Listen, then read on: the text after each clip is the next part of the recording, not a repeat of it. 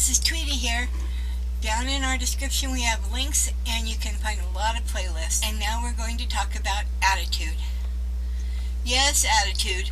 Positive thinking kind of attitude.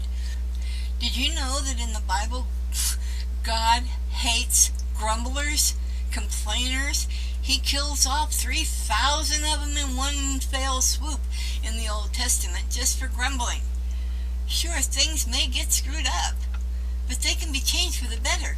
You can find solutions instead of complaints. Accent the positive. Get away from the negative. And most of all, learn to believe in yourself and block out that negative thinking. You can do this. You can help others quit being grumblers too.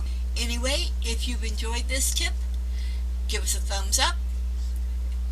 Subscribe if you want more tips. And we will see you again soon, I hope. Angels all around.